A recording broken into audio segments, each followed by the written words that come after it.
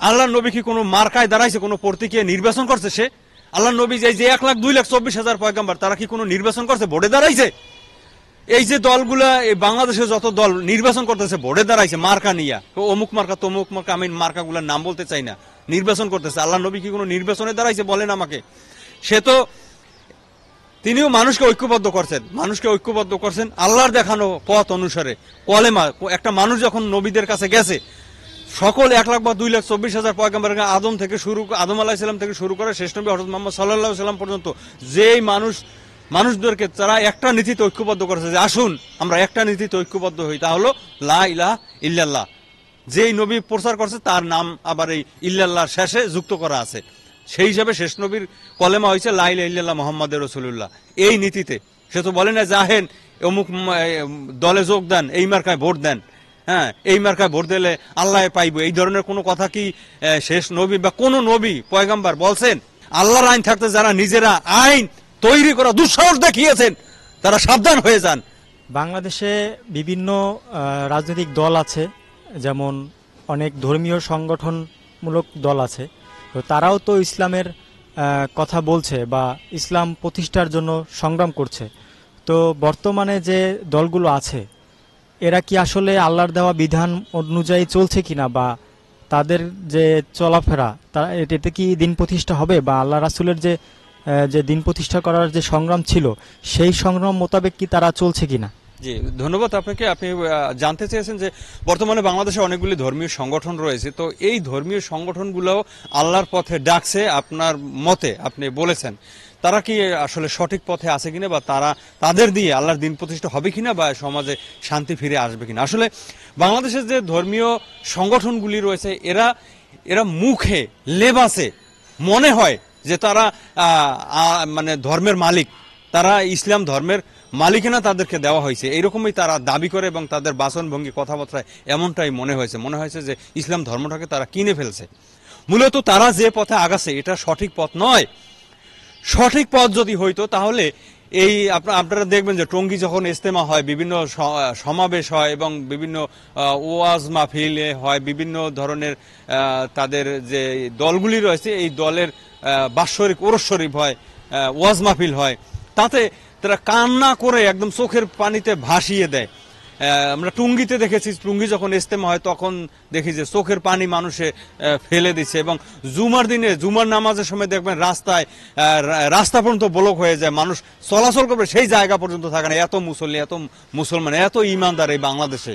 এবং যখন কোন আন্দোলন সংগ্রামের ডাক দেয়, বিশেষ করে বাইতুল মুকাররমের উত্তর গেট এবং সরোয়ার্দী উদ্যান সহ ঢাকা শহরের বিভিন্ন জেলায় এবং ঢাকা শহরের অনেক রাস্তায়, মানে বড় বড় যে বিশ্ব রোডগুলি রয়েছে সেখানে যখন সমাবেশের ডাক দেয়, আমরা দেখি একদম টুপিতে সাদা কাপড়ে বড় লম্বা জামায় সাদা হয়ে যায় একদম রাস্তাঘাট।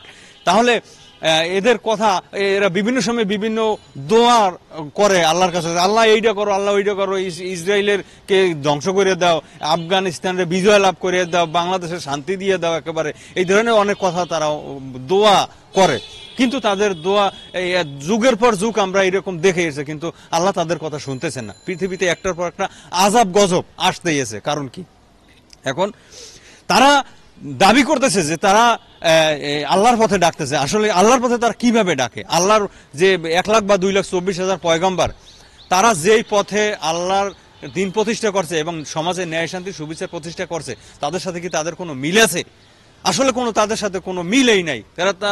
তারা সঠিক আল্লাহর দেখানো যে নির্দেশনা, ডাইরেকশন, সেই নির্দেশনা অনুসারে তারা চলতেছে না। কিভাবে? দেখেন, আল্লাহর নবী কি কোনো মার্কায় দাঁড়াইছে, কোনো প্রতীকে নির্বাচন করছে? সে আল্লাহর নবী যে 1,02,24,000 পয়গম্বর, তারা কি কোনো নির্বাচন করছে, ভোটে দাঁড়াইছে? এই যে দলগুলা, এই বাংলাদেশে যত দল নির্বাচন করতেছে ভোটে দাঁড়াইছে মার্কা নিয়া, অমুক মার্কা তমুক মার্কা, আমি মার্কাগুলার নাম বলতে চাই না, নির্বাচন করতেছে। আল্লাহর নবী কি কোনো নির্বাচনে দাঁড়াইছে বলেন আমাকে? সে তো, তিনিও মানুষকে ঐক্যবদ্ধ করছেন আল্লাহর দেখানো পথ অনুসারে। কলেমা, একটা মানুষ যখন নবীদের কাছে গেছে, সকল 1,02,24,000 পয়গম্বর, আদম আলাইহিস সালাম থেকে শুরু করে শেষ নবী হযরত মুহাম্মদ সাল্লাল্লাহু আলাইহি ওয়াসাল্লাম পর্যন্ত যেই মানুষদেরকে তারা একটা নীতিতে ঐক্যবদ্ধ করেছে যে আসুন আমরা একটা নীতিতে ঐক্যবদ্ধ হই, তা হলো লা ইলাহা ইল্লাল্লাহ। যেই নবী প্রচার করছে তার নাম আবার এই ইল্লাল্লাহর শেষে যুক্ত করা আছে। সেই হিসাবে শেষ নবীর কলেমা হয়েছে লা ইলাহা ইল্লাল্লাহ মুহাম্মাদুর রাসূলুল্লাহ।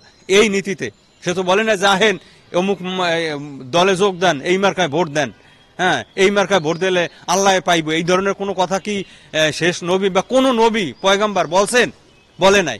তারা এই গাছের লতা পাতা খেয়ে ও কঠোর পরিশ্রম করে, আন্দোলন সংগ্রাম করে, যুদ্ধ করে মানুষকে সংগঠিত করছে। কিভাবে?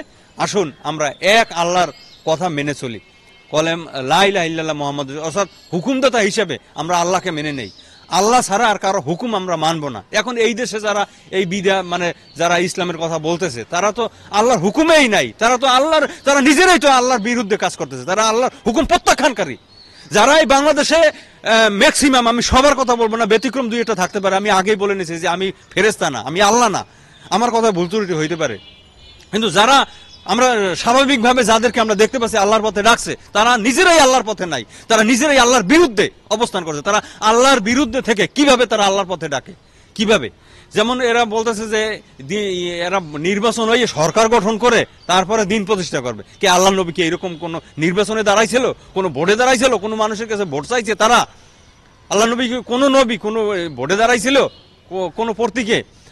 এখন এখানে আল্লাহ কোরআনে বলেছেন যে সূরা আলী ইমরান 103 নম্বর আয়াতে যে তোমরা পরস্পর বিচ্ছিন্ন হইও না, ফারাক হইও না, তোমরা ঐক্যবদ্ধ থাকো। তাহলে এতে কি ঐক্য আছে? বাংলাদেশে যে অনেকগুলি দল রয়েছে, ইসলামিক দল, আপনি রাজনৈতিক দল বা আম দল এটা বাতেই দেন, কিন্তু যে সমস্ত ধর্মীয় দলগুলি আছে তাদের নিজের মধ্যে তো ঐক্য নাই, ভাগ মানে তারা ফারাক হয়ে গেছে।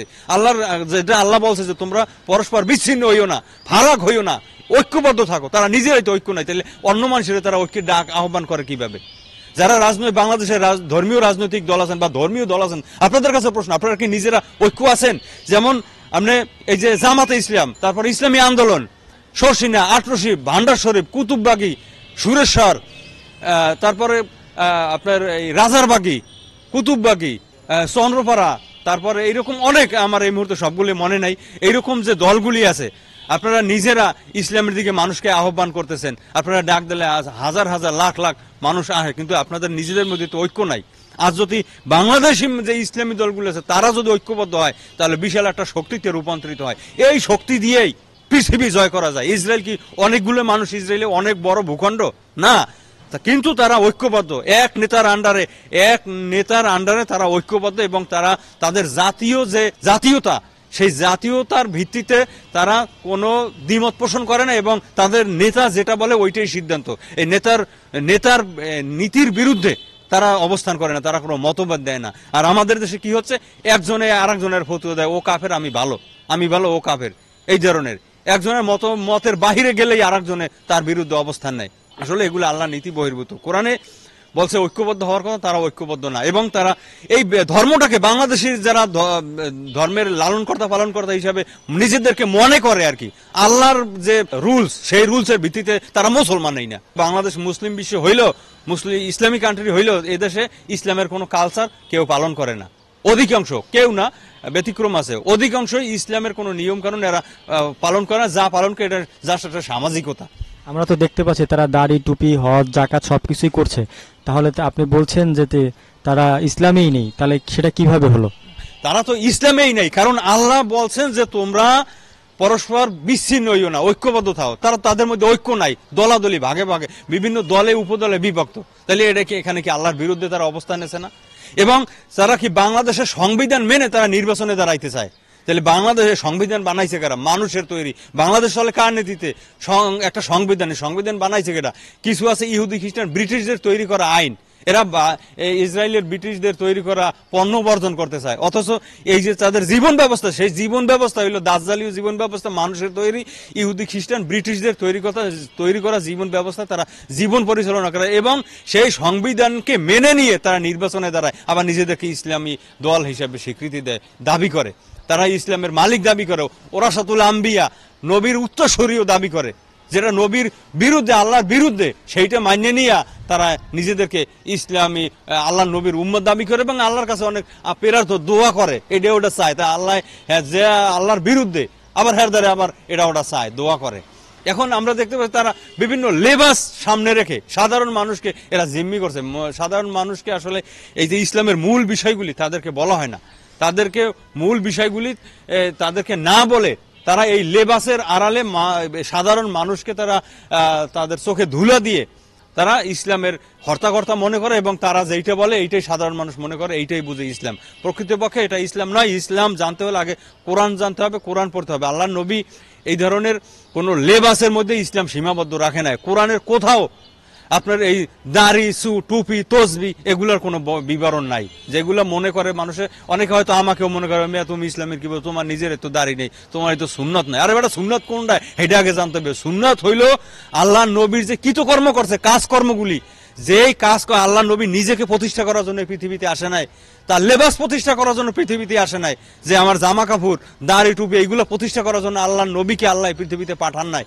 আল্লাহ নবীকে পৃথিবীতে পাঠাইছে যে এই যে অন্যায় অশান্তি এইগুলো দূরীভূত করে ন্যায় শান্তি সুবিচার প্রতিষ্ঠা করার জন্য, এবং তিনি সেটাই করে পৃথিবী থেকে বিদায় নিয়েছেন।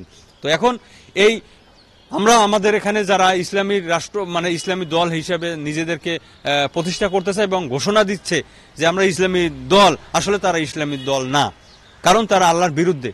এই যে আপনার ইসলামটাকে একটা জীবন জীবিকার উপায় হিসেবে তারা তৈরি করছে, অথচ ইসলাম কোনো জীবন জীবিকার উপায় নয়। জীবন জীবিকার উপায়ের জন্য পৃথিবীতে অনেক ধরনের কাজকর্ম আল্লাহ সৃষ্টি করছেন। যেমন আমি একটা কাজ করে খাই, আপনি একটা কাজ করে খান, আরেকজন একটা কাজ করে খায়, মানুষ দোকানদারি করে, কৃষি কাজ করে, অনেকে চাকরি করে। এই ধরনের এই কাজ করে হইলে জীবিকা নির্বাহ করতে হবে, এবং এই ধর্মের কাজ করে জীবিকা নির্বাহ করা হারাম, যেটা আল্লাহ সূরা বাকারার 173 থেকে 176 আয়াতের মধ্যে বলা আছে। এবং সূরা ইয়াসিনের 21 নম্বর আয়াতে আল্লাহ বলছেন যে যারা বিনিময় কামনা করে তোমরা তাকে অনুসরণ করো না, অনুকরণ করো না। এই আয়াতগুলো তো সাধারণ মানুষের কাছে, এই মোল্লা শ্রেণী, এই যারা ইসলামের দাবিদার এই বাংলাদেশে, এরা তাদেরকে এই আয়াতগুলো কোনোদিন শুনেই নাই, বলেই নাই। তারা নিজেরা এইগুলো জানে, অথচ মানুষকে এগুলো জানে না, কারণ তাহলে তাদের খাদ্য খাওয়া লাগবে, কাজ করে খাওয়া লাগবে। এই বাংলাদেশে যারা আসলে এরা আল্লাহর বিরুদ্ধে অবস্থান করছে, আল্লাহর বিরুদ্ধে চলছে, যার কারণে এদের কথা আল্লাহ শোনে না। কান্দে কান্দে একদম সেই হয়ে গেল, এরা ভেসে যাওয়া আবর্জনার মতো। আল্লাহর বিরুদ্ধে কি আল্লাহ বলছে যে তোমরা আমার আইন মানো, অর্থাৎ যেখানে আল্লাহর আইন আছে, আল্লাহর হুকুম আছে, সেখানে অন্য কারো হুকুম যদি কেউ মানে তাহলে সে কাফের হবে। যেখানে আল্লাহর আইন আছে সেখানে যদি কেউ আইন তৈরি করে, যারা সংবিধান তৈরি করে, নিজেরা সংবিধান তৈরি করেন, আল্লাহর আইন থাকতে যে নিজে আইন তৈরি করেন, এরা হুঁশিয়ার হয়ে যান। এদের অবস্থা হবে ভয়াবহ, জীবদ্দশায় হইতে পারে, মরণের পর তো হইবেই। যারা মৃত্যুর আগে এই তওবা না করবে আল্লাহর কাছে, যে আল্লাহর আইন থাকতে যারা নিজেরা আইন তৈরি করা দুঃসাহস দেখিয়েছেন, তারা সাবধান হয়ে যান। এবং যারা এই আল্লাহর আইন থাকতে যারা এই মানব তৈরি আইন দিয়ে জীবন জীবিকা নির্বাহ করতে চান এবং এই দেশ চালাইতে চান, বাংলাদেশ সহ বিভিন্ন দেশ রাষ্ট্র পরিচালনা করতেছেন, জীবন ব্যবস্থা হিসেবে এই মানব রচিত ব্যবস্থা জীবনে মেনে নিয়েছেন এবং জীবন পরিচালনা করতেছেন। সামগ্রিক জীবনে মানুষের তৈরি কিছু আইন, আল্লাহর আইন মানবেন, রোজা নামাজ হজ যাকাত এগুলো আল্লাহটা মানবেন, আবার জীবন চালাইবেন আপনি মানুষের তৈরি আইন বিধান দিয়ে, আবার নিজেকে মুসলমানও দাবি করবেন, মোমেন দাবি করবেন, একসাথে দুইজনের আইন মানবেন আপনি। আল্লাহ কি এটা বলছেন? যেখানে মানুষ মুসলমান হওয়ার শর্ত কি? মুসলমান হওয়ার শর্ত হলো কলেমা। কলেমা, সমস্ত নবী রাসূল এই কলেমার মাধ্যমে মানুষকে মুসলমান বানাইছে। যখনই একটা মানুষ নবীদের কাছে আসে বা নবীরা যখন মানুষকে মুসলমান বানাইছে, তখন বলছে আসো আগে এই জায়গাটা আসো, জায়গাটাই বলো লা ইলাহা ইল্লাল্লাহ মুহাম্মাদুর রাসূলুল্লাহ, এই জায়গাটায় আগে আসো। তাইলে এই জায়গাটা কি, এই কলেমাটা কি, এটা বুঝতে হবে। কলেমা ওই যে সকালবেলা আপনি 1001 বার তসবির দানা বললেন লা ইলাহা ইল্লাল্লাহ লা ইলাহা ইল্লাল্লাহ, এইটা না। আপনি বুঝে শুনে একবার পড়বেন, বুঝে শুনে একবার পড়বেন লা ইলাহা ইল্লাল্লাহ, আপনি মুসলমান। যদি আপনি মৃত্যুর আগ পর্যন্ত এই কথা অটল থাকতে পারেন, এটা একটা চুক্তি। এই কলেমাটা কি? একটা চুক্তি। চুক্তিটা কি? আল্লাহর সাথে আপনি একটা চুক্তি করলেন। চুক্তি কি? লা ইলাহা ইল্লাল্লাহ, অর্থাৎ হুকুমদাতা হিসেবে আল্লাহকে মেনে নিলেন। অর্থাৎ যেখানে আল্লাহর হুকুম আছে সেখানে আপনি কারো হুকুম আর মানতে পারবেন না। যদি আপনি আল্লাহর হুকুম লা ইলাহা ইল্লাল্লাহ পয়রা আবার মানুষের তৈরি আইন বিধানও মানলেন, তখন কি আপনার এই চুক্তি ভঙ্গ হইল? অর্থাৎ আপনি ধরেন আপনি আমার দায়িত্বে ঘর ভাড়া নিলেন, যে আপনার 10 তারিখে আমি ভাড়া দেবো। আপনি 10 তারিখে ভাড়া না দিয়ে যদি 11 তারিখ দেন, তাহলে কি আপনার এই চুক্তি থাকলো? এই চুক্তি ভঙ্গ হয়ে গেল। তাহলে আপনি লা ইলাহা ইল্লাল্লাহ পড়ে মুসলমান হইবেন, যে আল্লাহ হুকুমদাতা হিসেবে আল্লাহকে মানলেন, নবীকে মানলেন।